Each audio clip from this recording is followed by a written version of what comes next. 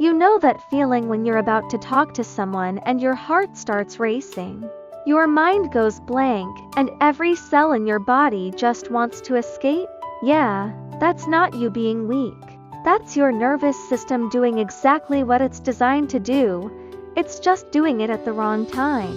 Here's what most people don't understand about social anxiety. Your body panics before your brain even gets a chance to think. When you're facing a stranger, an authority figure, or someone you're attracted to, your sympathetic nervous system kicks into overdrive. We're talking rapid heartbeat, shallow breathing, cold hands, maybe some shaking, and that dreaded mental blank out.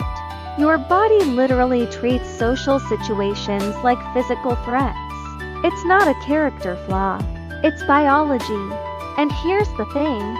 You might not even realize how often you are in this state.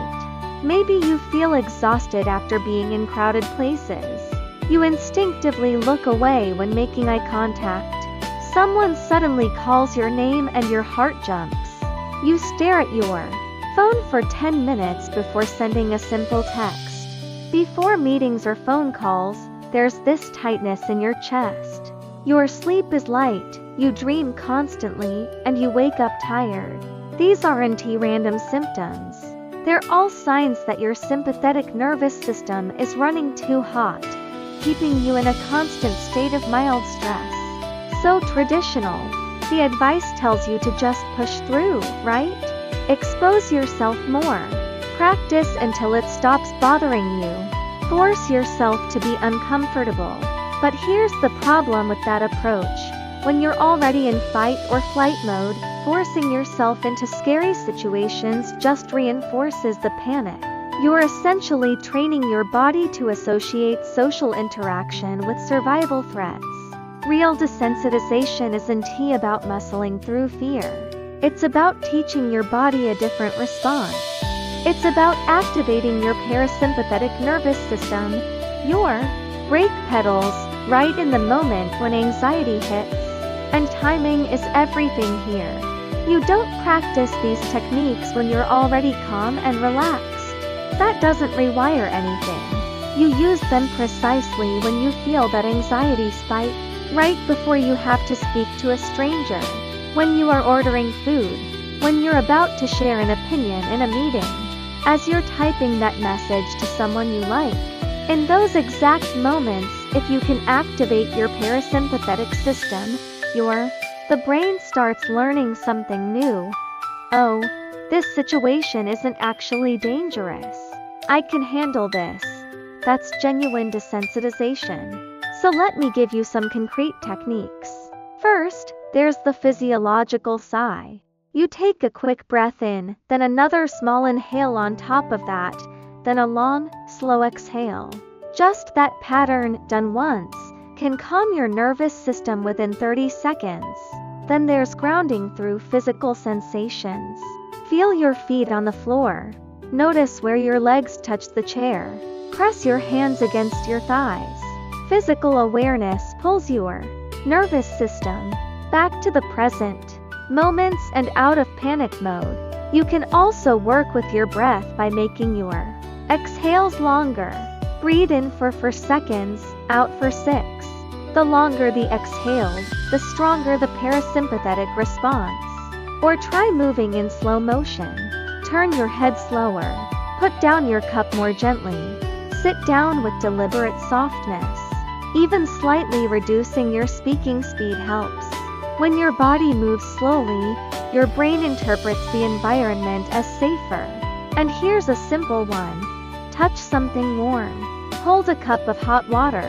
Rub your hands together until they are warm, then place them on your face. Temperature directly influences your autonomic nervous system.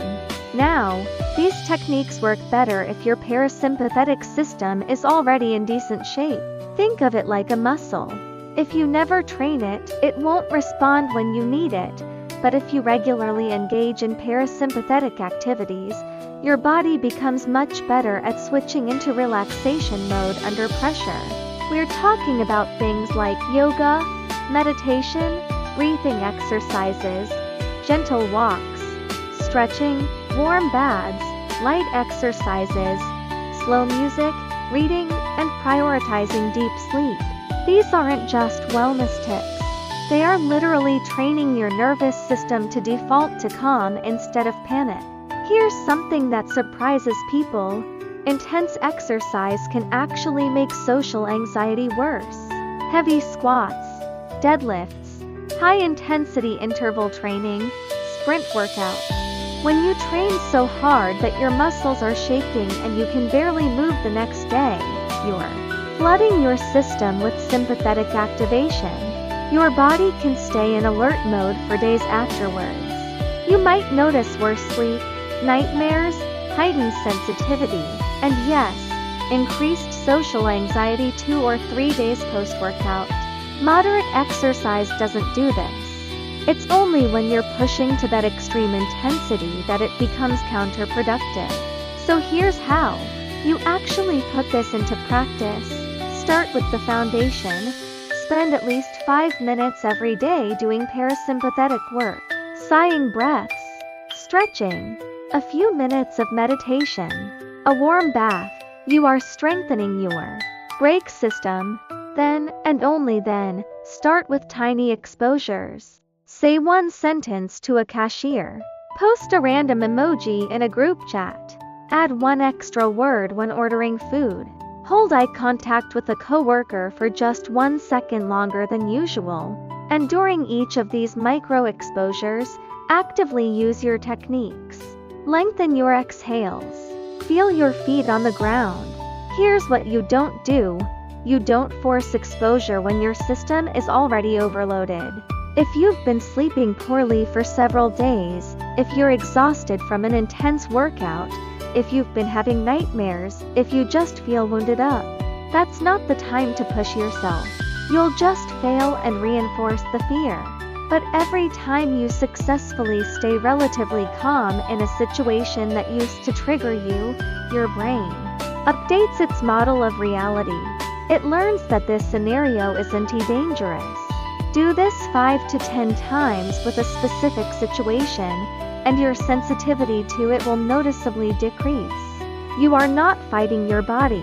You are retraining it. You're teaching it that social interaction belongs in the safe category, not the threat category. And that retraining happens one calm breath, one grounded moment, one successful interaction at a time. The goal isn't to never feel nervous. The goal is to feel nervous and know exactly what to do about it.